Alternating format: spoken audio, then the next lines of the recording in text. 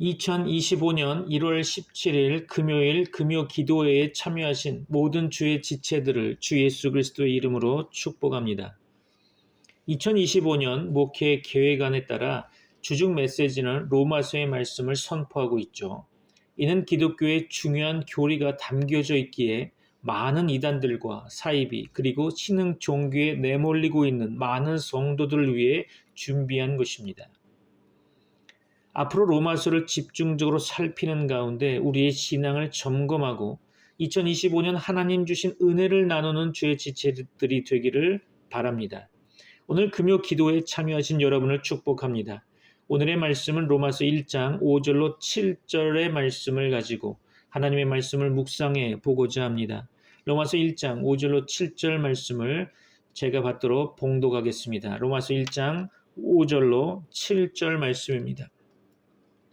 그로 말미암아 우리가 은혜와 사도의 직분을 받아 그의 이름을 위하여 모든 이방인 중에서 믿어 순종하게 하나니 너희도 그들 중에서 예수 그리스도의 것으로 부르심을 받은 자니라.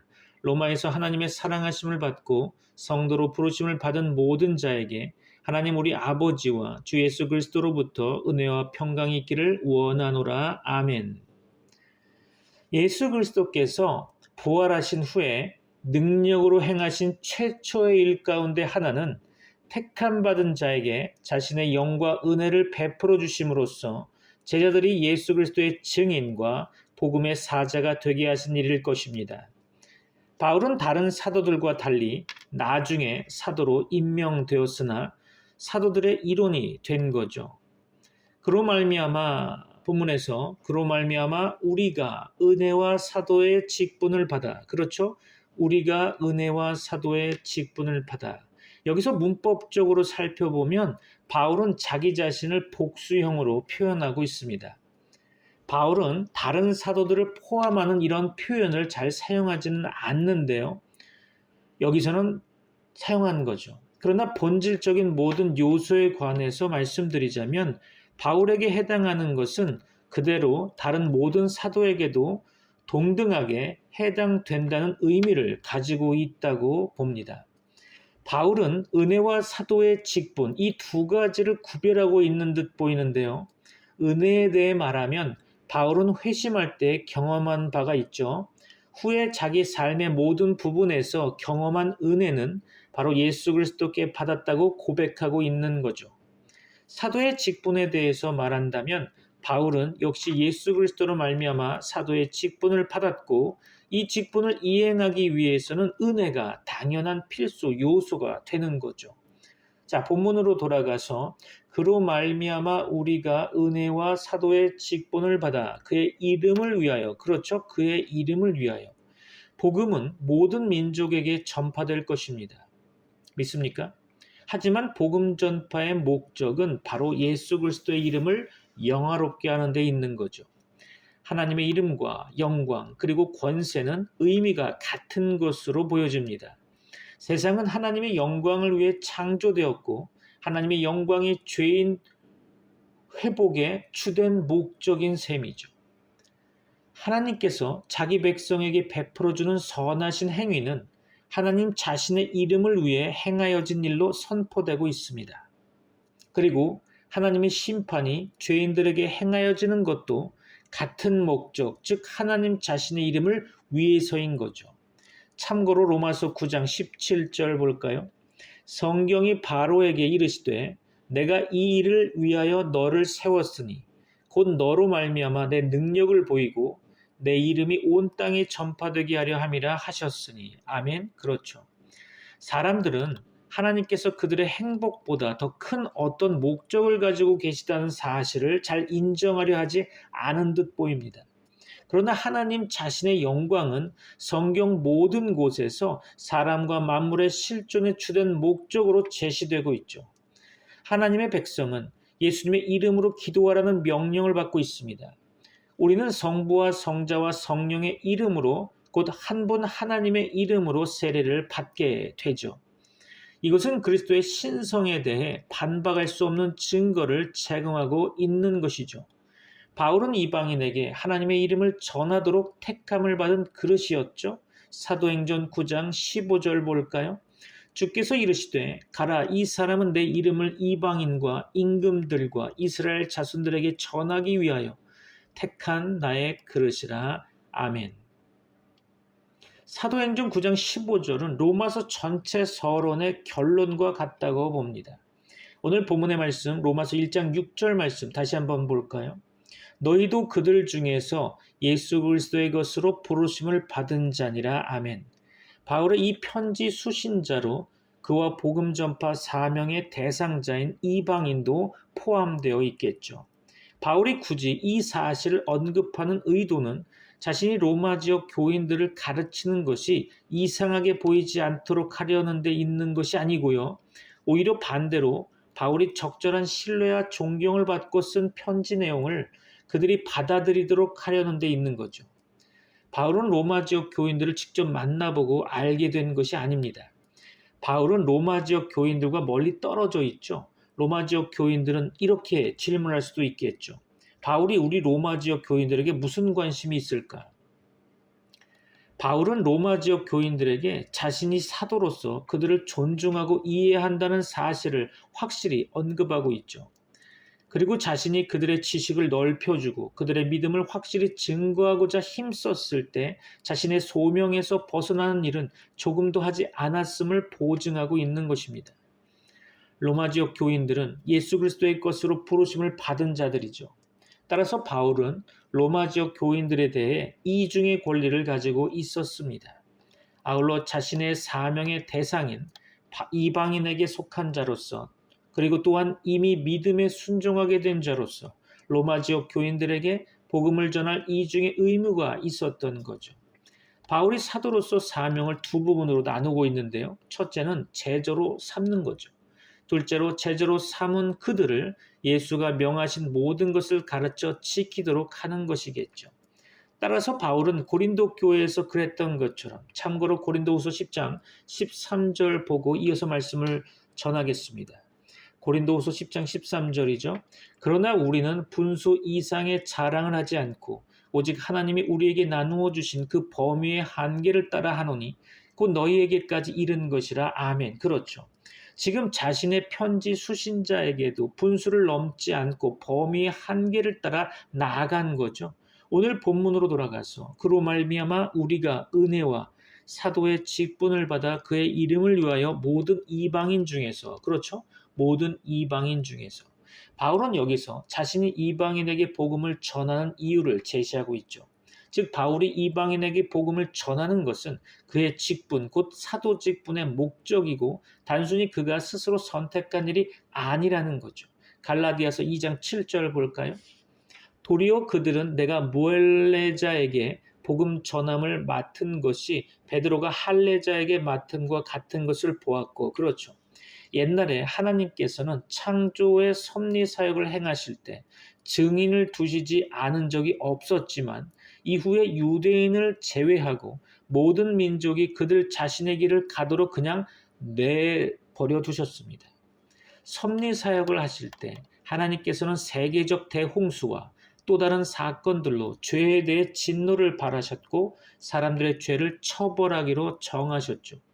그러나 가나안 땅에 이스라엘 국가를 세우신 후에 또한 이스라엘 속에 하나님을 공적으로 예배하는 제도를 세우신 후에 아울러 이스라엘에게 기록된 계시를 주신 후에 하나님은 대체로 민족들이 그들 스스로 택한 길을 가도록 가시적으로 하나님의 권세를, 하나님의 권위를, 하나님의 힘을 개입시키지 아니하셨죠. 결론적으로 하나님께서는 이 무지한 시기 가운데에서는 그들의 죄를 묵인하셨을지라도 지금은 모든 사람에게 회개하라고 명하시고 계시죠. 왜냐하면 그리스도가 고난을 받고 죽은 자 가운데서 부활하셨을 때 죄사함을 받게 하는 회개가 모든 족속에게 전파될 것이라고 기록되었기 때문입니다. 누가복음 24장 47절이죠. 또 그의 이름으로 죄사함을 받게 하는 회개가 예루살렘에서 시작하여 모든 족속에게 전파될 것이 기록되었으니. 아멘. 그렇죠. 그래서 바울은 영원하신 하나님의 계명을 통해 대대로 비밀에 붙여졌던 신비의 계시가 모든 민족이 믿음의 순종에 이르도록 알려졌다고 선언함으로써 로마서를 끝마치고 있습니다. 이것은 주님이 친히 11 사도에게 온 세상으로 나아가 모든 사람에게 복음을 전하라고 주신 사명과 일치되고 있죠. 또한 이후에 바울이 이방인과 관련해서 그 눈을 뜨게 하여 어둠에서 빛으로 사탄의 권세에서 하나님께로 돌아오게 하라고 특별히 받은 명령과도 일치되죠. 따라서 무할례자인 이방인에게 전파될 복음은 특별히 바울에게 맡겨졌고, 바울은 지금 우리가 다루는 본문의 9절, 5절 말씀을 통해 이 사실을 언급하고 있는 거죠. 자, 본문에서 그의 이름을 위하여 모든 이방인 중에서 믿어 순종하게 하나니. 그렇죠? 믿어 순종하게 하나니. 사도로서 바울은 믿음의 결과로 말미암은 순종에 이르도록 복음을 전파하라는 사명을 받은 거죠. 어떤 이는 믿어 순종하게라는 말을 믿음으로 말미암은 순종으로 이해하고 있습니다. 그러나 이 말의 통상적 의미로 이 부분의 맥락에 따라 해석하자면 이 말의 의미는 복음을 믿는 믿음에 적용되어야 할 것입니다. 자, 순종은 의심할 여지 없이 이 믿음이 만들어낸 결과라는 거죠. 그러나 사도의 직분은 처음에는 복음을 믿도록 사람들에게 선포하여 복종하게 하는 데 있었죠. 이것은 중대한 목적이고 여기에는 다른 목적도 포함되어 있다고 생각됩니다. 복음은 복음을 믿는 자를 개혁하죠. 그러나 복음이 세상을 개혁하도록 주어졌다고 말하는 것은 복음에 대한 불완전한 관점을 드러내는 거죠. 복음은 사람들의 믿음으로 구원을 받도록 합니다. 따라서 여기서 언급된 순종이라는 것은 복음 교리에 대한 복종을 가리키는 거죠. 참고적으로 성경의 몇 구절 좀 찾아보려고 하는데요. 사도행전 6장 7절 봅니다. 하나님의 말씀이 점점 왕성하여 예루살렘에 있는 제자의 수가 더 심히 많아지고 허다한 제사장의 무리도 이 도에 복종하니라. 아멘. 그렇죠. 갈라디아서 3장 1절 볼까요? 어리석도다 갈라디아 사람들아, 예수 그리스도께서 십자가에 못 박히신 것이 너희 눈앞에 밝히 보이거늘 누가 너희를 꾀더냐. 그렇죠? 데살로니가 후서 1장 8절 봅니다. 하나님을 모르는 자들과 우리 주 예수의 복음에 복종하지 않는 자들에게 형벌을 내리시리니. 그렇죠. 베드로전서 1장 22절 볼까요? 너희가 진리를 순종함으로 너희 영혼을 깨끗하게 하여 거짓이 없이 형제를 사랑하게 이르렀으니 마음으로 뜨겁게 서로 사랑하라. 아멘. 그렇죠. 그리고 마지막으로 로마서 10장 3절 봅니다. 하나님의 의를 모르고 자기 의를 세우려고 힘써 하나님의 의에 복종하지 아니하였느니라. 자, 이러한 말씀들 가운데 확실히 일치하고 있는 내용이 있죠. 이스라엘 자손은 하나님의 의에 복종하지 않는다고 비난받고 있는 것입니다. 특히 로마서 10장 16절 말씀 가운데 로마서 10장 16절인데요. 그러나 그들이 다 복음을 순종하지 아니하였도다. 이사야가 이르되 주여 우리가 전한 것을 누가 믿었나이까 하였으니. 그렇죠. 이어서 요한일서 3장 23절 말씀 볼까요? 그의 계명은 이것이니 곧 그 아들 예수 그리스도의 이름을 믿고 그가 우리에게 주신 계명대로 서로 사랑할 것이니라. 아멘. 그렇죠. 따라서 믿음의 대상은 단순한 약속이 아니라 그 약속을 받아들이라는 명령이 수반된 약속인 거죠. 약속하시는 분은 하나님이시므로 하나님의 약속에는 하나님의 위엄과 권위가 수반되어 있습니다. 약속과 관련해 말씀드린다면 우리 인간 편에서 볼 때 약속에 대응하는 것이 믿음으로 불리고 있는 거죠. 그러나 약속을 받아들이라고 우리에게 명령하고 있는 계명과 관련해서 말씀드린다면 우리 인간 편에서의 행위는 바로 순종일 것입니다. 이에 따르면 불신앙은 하나님을 거역하는 행위겠죠. 반면에 믿음은 하나님께 복종하는 행위입니다. 곧 우리 마음의 자연적 성향과 반대로 하나님께서 우리를 소유하고 인도할 수 있도록, 그리고 하나님께서 기뻐하시는 대로 우리를 만들어 가실 수 있도록 우리 자신을 하나님께 복종시켜야 한다는 것이죠. 그러므로 사도들이 구비한 무기, 즉 진리의 말씀으로 이 반대 성향을 정복하려고 할 때 우리의 복종은 믿음의 순종으로 불리게 되는 거죠. 참고로 요한복음 6장 29절입니다. 요한복음 6장 29절 볼까요? 예수께서 대답하여 이르시되 하나님께서 보내신 이를 믿는 것이 하나님의 일이니라 하시니. 아멘. 그렇죠. 하나님의 백성이 예수 그리스도께 바치는 믿음의 순종은 그리스도의 신성을 전제로 하는 경배인 거죠. 왜냐하면 이 성이 완전히 그리스도의 권위에 복종하고 그리스도의 권위를 받아들일 때 그것이 바로 참된 경배이기 때문입니다. 오늘 본문 5절에 대해 칼빈은 이렇게 추석하고 있는데요. 믿음은 순종의 이름으로 꾸며진다. 그 이유는 주께서 우리를 자신의 복음을 통해 부르셨고 우리는 주께서 우리를 부르실 때 믿음으로 반응하기 때문이다. 이와 반대로 불신앙은 하나님에 대한 온갖 거역의 정점이다. 그렇죠. 오늘 본문에서 모든 이방인 중에서 믿어 순종하게 하나니 너희도 그들 중에서 예수 그리스도의 것으로, 그렇죠? 예수 그리스도의 것으로. 바울은 예수께 가도록 부르심을 받았을 뿐만 아니라 예수님께 부르심을 받았죠. 그렇죠? 그것은 예수님께서 우리가 나아가야 할 영광스러운 그분일 뿐만 아니라 그분이 친히 내게로 오라라고 말씀하시기 때문이겠죠. 로마 지역 성도들은 복음으로 말미암아 외적 소명을 받았을 뿐만 아니라 성령으로 말미암아 내적 소명도 받았던 것입니다. 이 외적 소명과 내적 소명, 즉 부르심은 주로 성부 하나님께 돌려지고 또한 이 본문 말씀 6절에서처럼 예수 그리스도께 돌려지기도 합니다. 그 이유는 성자도 중보자로서 성부의 사자이고 모든 일을 성부를 위해 행하시기 때문이죠. 예수 그리스도는 자기 백성의 대제사장으로 그들을 위해 새 언약을 세우는데 요구되는 모든 일을 다 행하셨습니다. 또한 교회의 선지자와 왕으로서 예수 그리스도는 자기 백성을 변화시켜 아버지께로 인도하십니다. 예수 그리스도의 것으로 부르심을 받은 자라는 표현은 이사야서 48장 12절 말씀 가운데 내가 부른 이스라엘, 즉 부르심에 따라 나의 것이 된 자가 그리스도의 것이라는 점의 의미를 가지고 있는 거죠. 오늘 본문의 말씀 로마서 1장 7절 봅니다. 로마에서 하나님의 사랑하심을 받고 성도로 부르심을 받은 모든 자에게 하나님 우리 아버지와 주 예수 그리스도로부터 은혜와 평강이 있기를 원하노라. 아멘. 그렇죠. 로마에서 하나님의 사랑하심을 받고 하나님의 사랑하심을 받고 그렇죠. 하나님의 사랑하심을 받은 자는 하나님께서 불신앙과 세상의 타락 속에 내버려 두신 나머지의 인간과는 다르겠죠. 따라서 여기서 하나님의 택하시는 사랑이 순서상 첫 번째 자리에 있습니다. 이것을 주의해 보아야겠죠. 하나님은 이 사랑으로 그들이 죄로 죽었을 때 그리스도로 말미암아 그들을 사랑하셨던 거죠. 참고로 에베소서 2장 5절 볼까요? 에베소서 2장 5절입니다.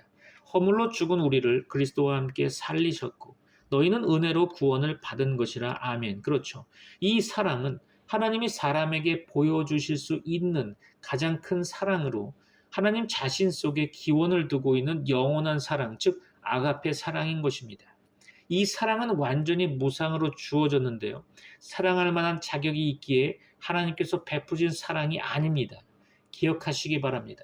피조물 속에 그 어떤 것도 사랑할 만한 조건이 없는데도 불구하고 예수 그리스도로 말미암아 보게 되는 선한 기대감으로 사랑하시며 무한한 복을 주시는 것입니다. 이것이 성경이 말하는 하나님의 무한하신 사랑이죠.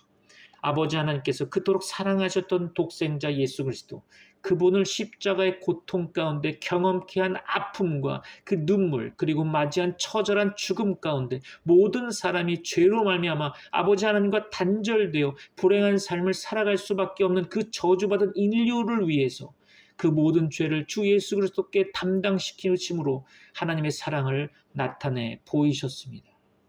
그 아버지 하나님께서 그리스도를 통하여 바라보는 자는 비록 본질상 진노의 자녀일지라도 아버지 하나님의 사랑을 경험케 하십니다. 시편 99편 8절 말씀에서 그들의 행한 대로 갚으셨다라고 선언한 바와 같이 비록 하나님께서 자기 백성을 다루시는 방식은 바뀔지라도 그 사랑은 영원부터 그리고 영원토록 변하지 않는 거죠. 믿습니까? 사무엘하 11장 27절의 말씀 가운데 다윗이 행한 그 일이 여호와 보시기에 악하였더라 라고 언급한 바와 같이 하나님은 로마 지역 교인들을 악하게 보실 수도 있었을 것입니다. 그러나 아버지 하나님께서 자녀의 불순종을 징계할 때도 자녀를 사랑하는 그 마음 변하지 않는 거죠. 하나님이 그들을 사랑하시는 것 역시 언제나 변함이 없다는 것입니다. 자, 본문 가운데 로마에서 하나님의 사랑하심을 받고 성도로, 그렇죠? 성도로. 하나님의 부르심의 목적은 죄인을 성도로, 즉 거룩한 자로 바꾸는 것입니다. 성도의 성화는 이스라엘 백성의 성화가 그런 것처럼 영원하거나 비유적인 성결이 아니고 그들을 하나님께 전념하는 자로 만드는 실제적인 성결인 거죠. 성도의 성화는 예수 그리스도와의 연합에서 나오는 것입니다. 이 연합이 하나님 백성의 성화 원천인 거죠. 성도의 성화는 마음의 내적 순결에 있는 것입니다. 하나님께서 믿음으로 그 마음을 순결하게 하시기 때문이죠. 성도의 성화는 마음과 기질의 진정한 변화, 곧 새 창조를 전제로 하는 것입니다. 기억하시기 바랍니다. 고린도후서 5장 17절이죠. 그런즉 누구든지 그리스도 안에 있으면 새로운 피조물이라. 이전 것은 지나갔으니 보라 새 것이 되었도다. 그렇죠. 또 한 구절 더 볼까요? 요한복음 3장 6절이죠. 육으로 난 것은 육이요 영으로 난 것은 영이니. 그렇죠. 따라서 하나님의 백성은 자연적 출생으로 성도가 된 것이 아니고 그들 스스로 전체나 부분을 성도로 만드는 것도 아닙니다. 하나님의 백성은 주권적 사랑에서 나온 주권적 은혜로 말미암아 전부 성도가 되는 거죠. 성도는 모두 다 신자입니다. 그러나 신자라고 다 성도는 아니겠죠. 그리고 어떤 면에서 모든 성도는 똑같이 의롭게 되는 거죠. 또한 모든 성도가 똑같이 하나님을 위해 구별되거나 성별됩니다. 아울러 똑같이 의롭게 된다는 거죠. 하지만 모든 신자가 똑같은 수준으로 거룩해지는 것은 아닙니다. 성도 속에서 이루어지는 성화 사역은 점진적이기 때문이죠. 그리스도 안에는 아기가 있고 젊은이가 있으며 장년과 노년도 있습니다. 어떤 신자는 믿음이 약합니다. 또 어떤 신자는 믿음이 강하죠. 그러나 그들 가운데 아무도 아직은 완전하지 않다는 것입니다. 그들 가운데 아무도 성경에서 말씀하는 거룩함의 수준에 이르지 못한다는 거죠. 참고로 빌립보서 3장 12절입니다. 내가 이미 얻었다 함도 아니요 온전히 이루었다 함도 아니라 오직 내가 그리스도 예수께 잡힌 바 된 그것을 잡으려고 달려가노라. 아멘. 그렇죠. 그러므로 모든 신자는 뒤에 있는 것을 잊어버리고 앞에 있는 것을 잡아야 하는 거죠. 아울러 오직 우리 주 곧 구주 예수 그리스도의 은혜와 그를 아는 지식에서 자라가야 할 것입니다. 참고로 잠언 4장 18절이죠. 의인의 길은 돋는 햇살 같아서 크게 빛나 한낮의 광명에 이르거니와. 그렇죠. 칼빈은 이 부분에 대해서 다음과 같이 주석하고 있는데요. 자, 한번 읽어보겠습니다. 확실히 바울에 따르면 우리의 구원의 찬양은 우리 자신의 능력에 달려있지 않고 전적으로 우리를 향한 하나님의 사랑샘에서 흘러나온다. 더구나 하나님의 사랑에 대해 하나님 자신의 인자하심 외에 다른 어떤 원인이 주어질 수 있겠는가? 하나님의 부르심도 하나님의 인자하심에 의존하고 하나님은 자신의 부르심을 통해 자신의 정하신 때에 먼저 자신이 은혜로 택하신 자의 입양을 인증하신다. 이 전제들로서 이끌어져 나오는 결론은 자기들을 향하신 주의 인자하심을 어느 정도 신뢰하지 않는 자는 진실로 신실한 자로 간주될 수 없다는 것이다. 비록 아무 자격 없는 비참한 죄인일지라도 하나님의 인자하심에 따라 부르심을 받는다면 거룩함에 대한 열망이 솟아날 것이다. 그것은 하나님이 우리를 부정함이 아니라 거룩함으로 부르셨기 때문이다. 그렇죠. 자, 본문으로 돌아가서 로마에서 하나님의 사랑하심을 받고 성도로 부르심을 받은, 그렇죠? 부르심을 받은 택하심이나 자기 백성에 대한 하나님의 사랑의 첫 번째 외적 결과는 그들을 부르시는 일일 것입니다. 이 부르심은 많은 사람에게 공통적으로 주어지는 단순한 부르심이 아니고 적은 사람으로 제한된 성령의 부르심인 거죠. 참고로 마태복음 22장 14절 볼까요? 청함을 받은 자는 많되 택함을 입은 자는 적으니라. 그렇죠. 외워두시면 좋을 겁니다. 청함을 받은 자는 많되 택함을 입은 자는 적으니라. 이어서 예레미야 31장 3절 볼까요? 옛적에 여호와께서 나에게 나타나사 내가 영원한 사랑으로 너를 사랑하기 인자함으로 너를 이끌었다 하였노라. 아멘. 그렇죠. 따라서 신자의 택하심은 그들의 부르심을 거쳐 찾아져야 하고 그들의 부르심은 하나님의 영원한 사랑까지 소급 적용되어야 한다는 거죠. 본문에서 보면 로마에서 하나님의 사랑하심을 받고 성도로 부르심을 받은 모든 자에게, 그렇죠?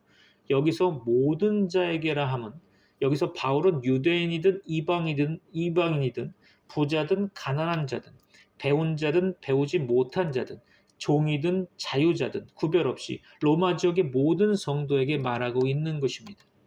바울은 목회자와 평신도를 구별하지 않고 그들 모두에게 공통으로 말하고 있는 거죠.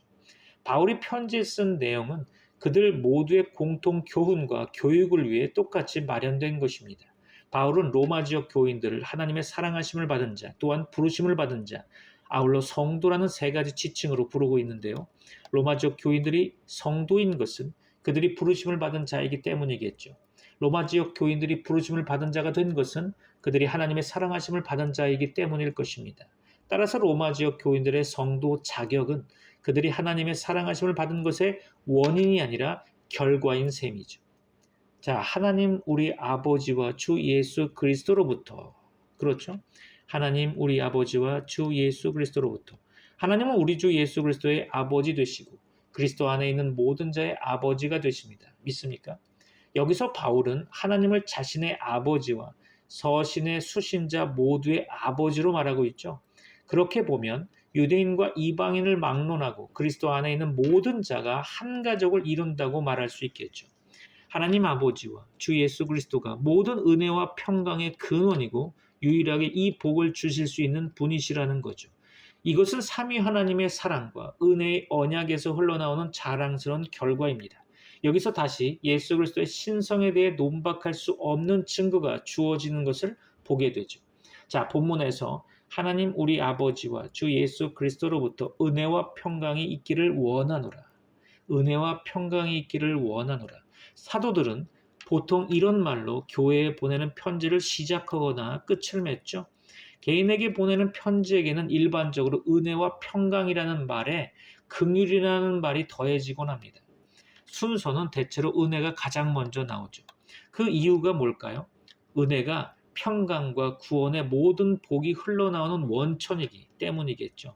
은혜는 하나님의 구원 계획 속에서 아무 공로가 없어도 값없이 죄인들에게 베풀어 주시는 호의를 가리키는 거죠. 은혜와 평강은 서로 분리될 수 있지만 여기서 하나로 묶여집니다. 하나님께서는 은혜를 수요하는 자에게 온갖 복을 베풀어 주시고 그렇지 않은 자에게는 복을 전혀 베풀어 주시지 않는다는 거죠. 무엇이든 은혜에서 나오지 않는 것은 복이 아닙니다. 하나님이 긍휼을 베풀어 주시고 자신의 원수였던 자를 자신과 화평한 상태로 이끄시는 것은 자신의 은혜를 찬양하도록 만들기 위해서임입니다. 은혜는 합당하지 못한 자에게 주어진다는 점에서 긍휼과는 다르죠. 반면에 긍휼은 그 대상이 겪는 고난과 관련되어 있습니다. 은혜 또는 호의는 성경에서 세 가지 관점에 따라 언급되어 있는데요. 하나는 하나님이 사람들에게 아무 공로 없이 베풀어 주시는 호의로 하나님 자신 속에 존재하는 것으로 언급되고 있죠.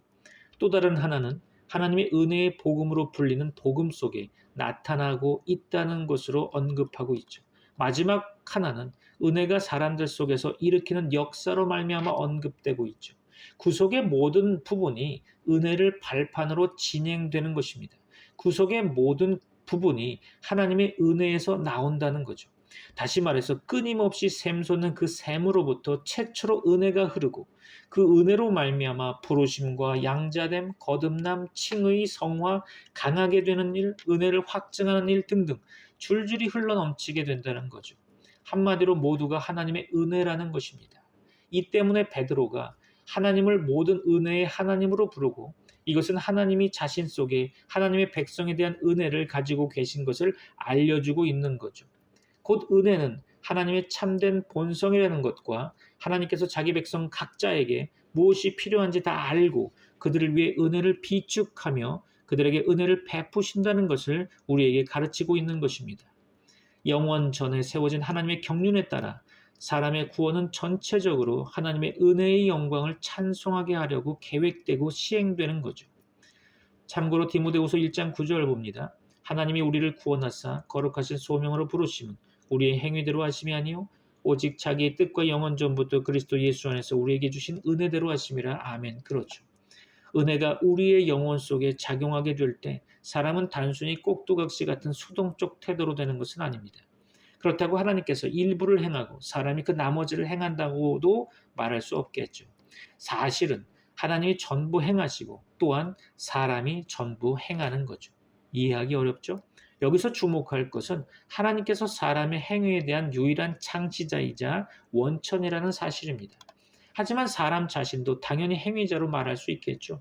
어떤 면에서는 사람이 완전히 수동적이고 또 다른 면에서는 완전히 능동적이라는 것입니다.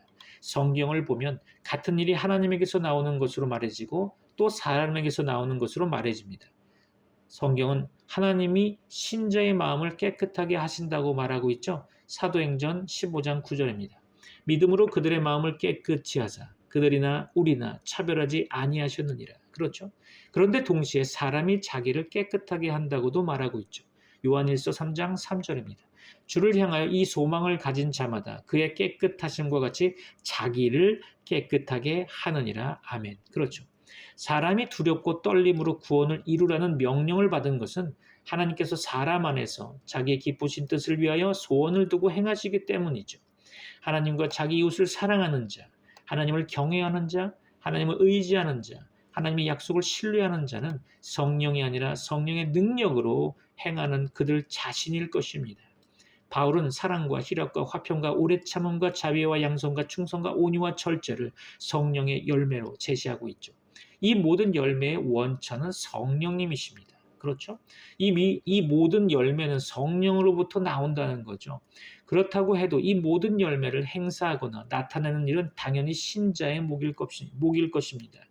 만약 어떤 사람이 그릇되게도 사람이 할 일은 아무것도 없다는 은혜 교리에 따라 추론한다면 그것을 행하도록 그를 이끄는 것이 하나님의 은혜이므로 그는 자신이 무엇을 말하는지, 무엇을 하는지, 무엇을 행동하는지 알지 못할 것입니다.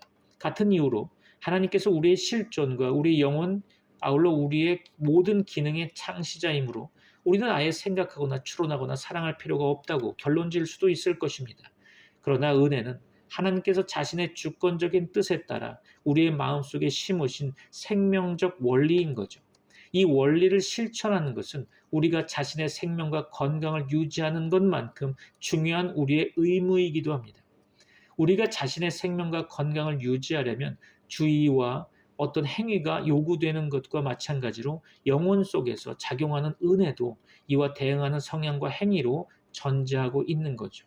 그러나 은혜는 드러나는 것으로 그치지 않고 은혜가 우리 안에서 작용하는 여부에 따라 받아들이거나 거부하거나 하는 선택의 대상이 되기도 합니다. 이처럼 성령의 유일한 작용으로 말미암아 갱신 원리인 은혜는 사람 안에 독립적 능력이 있고 이 능력에 따라 사람은 스스로 거듭날 수 있다고 가정하는 모든 생각을 철저히 반대하고 있습니다. 우리는 스스로 거듭날 수 없습니다. 우리는 스스로 구원에 이를 수 없는 거죠. 한편 이 관념은 은혜의 역사를 고려하기는 하지만 어디까지나 사람의 노력을 전제한다는 사실이죠.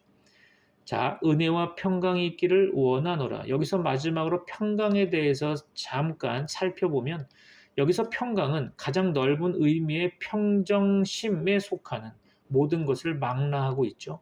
그러나 모든 평강의 기초는 하나님과의 화평에 있는 것입니다.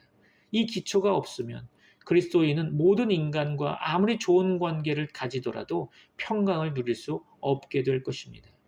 그러나 이 기초가 있다면 하나님은 그리스도인이 원수와도 평화를 누리게 하시거나 원수가 아무리 반대한다 할지라도 화평을 누리게 되겠죠. 이 기초가 있다면 그리스도인은 박해와 외부적 환란이 있을 때도 평강의 기쁨을 누릴 수 있을 것입니다. 그러므로 하나님과의 화평이 행복의 본질인 셈이죠. 하나님과의 화평이 없다면 행복도 있을 수 없고 하나님과의 화평이 있다면 다른 그 어떤 것이 아무리 부족할지라도 행복한 것입니다. 또 본문에서 은혜와 평강의 길을 원하노라 라는 인사말은 기도나 축도로 간주될 수 있죠.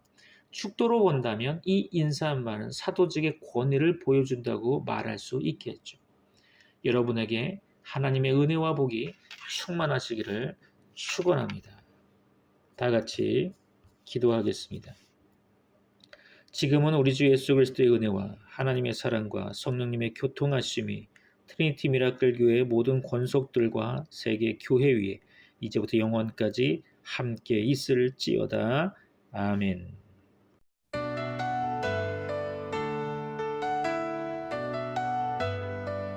이제는 정죄 없네 그리스도 예수 안에 있을 때 생명의 성령의 법이 나를 자유케 했네. 복음의 능력 우리를 살리네. 어둠을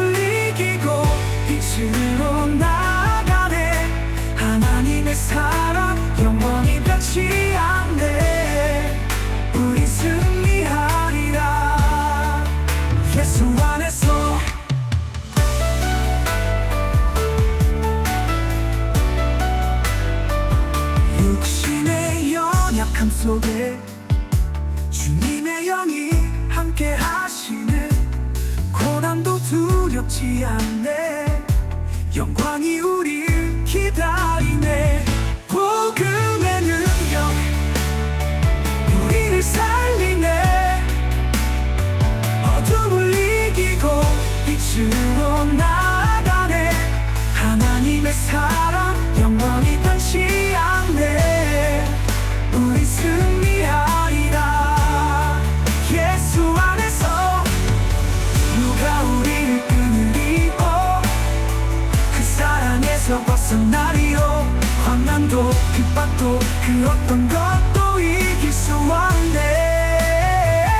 복음의 능력 우리를 살리네.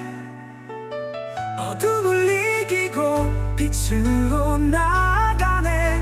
하나님의 사랑 영원히 변치 않네. 우리 승리하리라. 예수 안에서 우리 승리하리라. 예수 안에서